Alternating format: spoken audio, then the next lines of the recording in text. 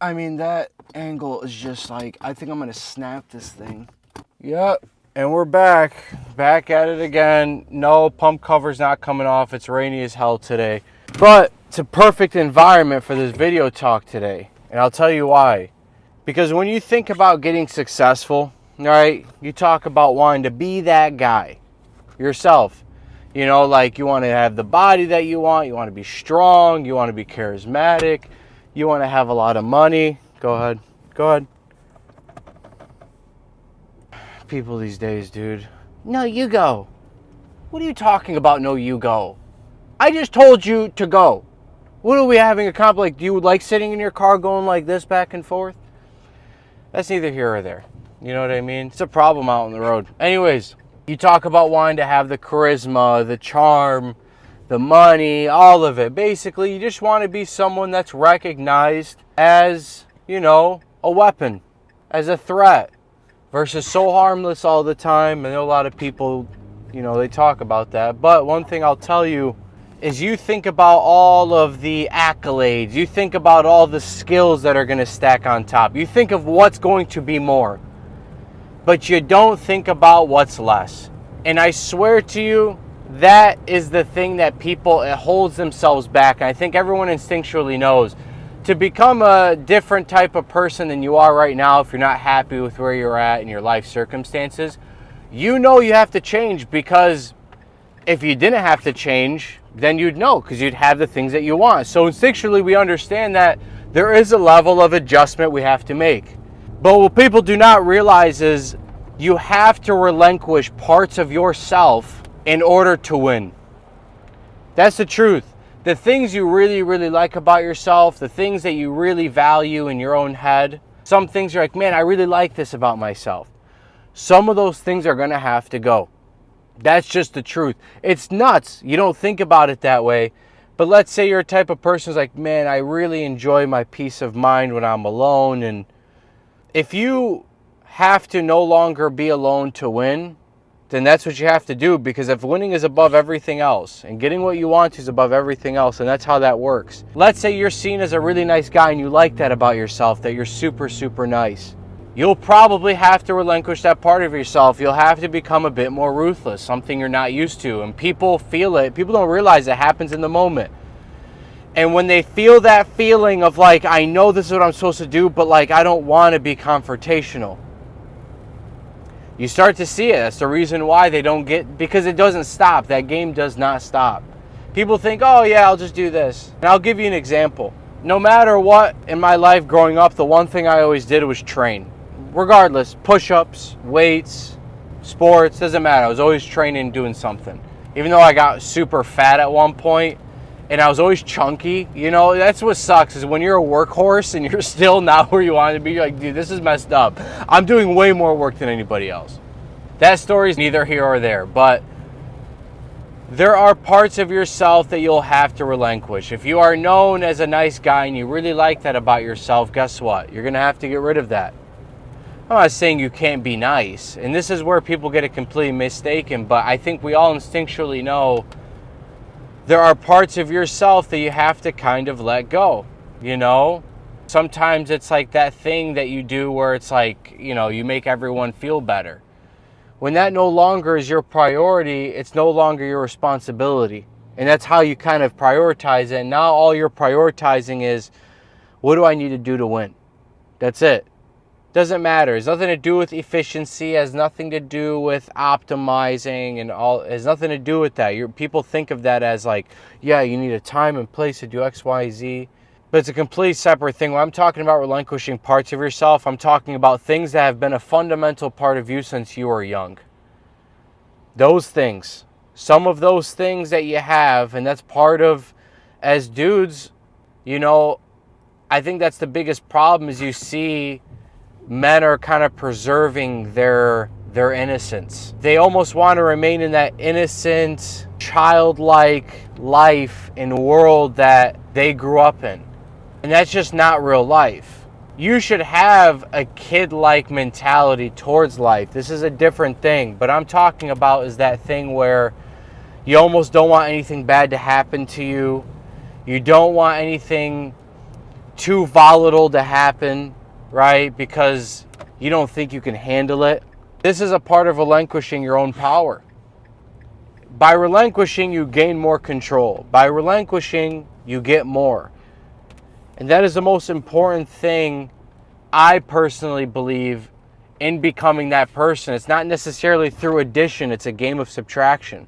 Most people think of things as like, oh, if I just get this skill, this skill, this skill, oh, then everything's going to be great, and then I'll be good to go. But that's not how it works, because as you get more tools in the toolbox, things start to change. You're not the same person you were. Now you're just randomly putting attributes. It's almost like when people say, oh, dude, if I were 7'6", I'd be in the league. Look at me, bro. I'm already got nice with the handles. You know, I'm quick off the first step. That's not how that works. You know what I mean? You don't get to just keep your speed and your quickness and your first step quick. You know, you don't get to keep all of that. Your jumper is going to be a little bit different because you're a bit more lankier. How you post up, how you run the court, it's all different, right? And that's kind of how it works. Like, it's the same exact thing. You can't just add skills and assume that everything prior is going to happen now, because the system is different. The system is capable of more. That's how that works. And so when I see people, a lot of times they're so terrified of letting go parts of themselves, and they wonder why, like, man, I can't quite get to the next level. And I'll tell you this, for me personally, for a while I was terrified of relinquishing my own comfortabilities. Terrified. And it's because you're so like accustomed. Life isn't too bad, to be real, right? Especially if you grew up in the States. Even if you have a bad situation, you grew up in the States, could be a ton worse. You get what I mean? But my point is I grew up fine. Everything was very middle class for me, man. Very middle class. Which means, like, yeah, I never went to bed hungry. Rule number 3. But real talk, man, like, I never went to bed hungry. The house was always hot. I mean, a lot of times, honest to God, we didn't have air conditioning for like 3 years, but that had nothing to do with us being poor. That was just an error from the household. But point is in so many words, like, grew up very middle class, is a very comfortable life. In my opinion, it's way more difficult to break out of that than being really, really poor. And because when you're really, really poor, you have nothing to lose. With the game, if you start off in the middle, you have enough to lose because you're typically surrounded by people. You like them. You love them, right?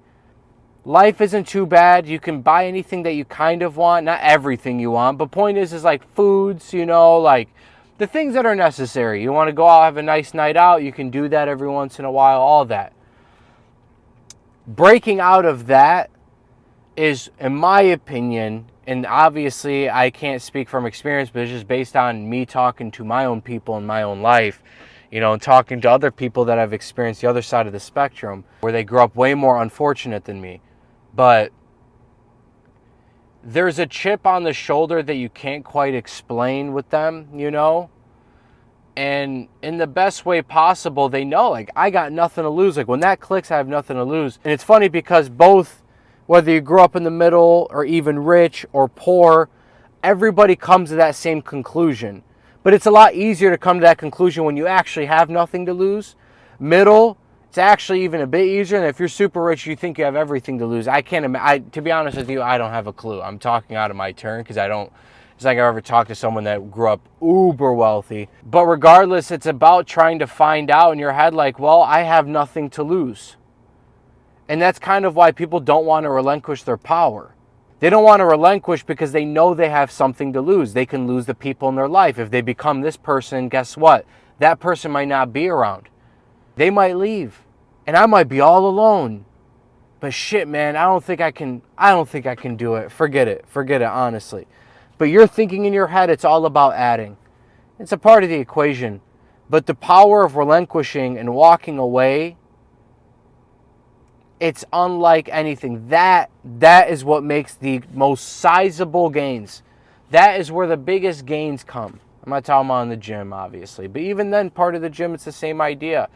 You have to relinquish your peace of mind, your comfort. You have to. There is no way around it. A lot of people try to do these weird mental hacks like, dude, just lean in. It's way quicker this way. And plus, once you lean in, you realize it's actually not that bad. It's like thinking about doing something versus actually doing it. Thinking about doing something, always a ton worse than actually doing the thing. By the time you're doing the thing, I overreacted. I overreacted a lot. The point is don't think about everything in terms of I want to add this and I want to add this like it's some sort of resume you're trying to give to a company. Look what skill I made. Look, this is the skill I have. I also have this skill. I also have this skill.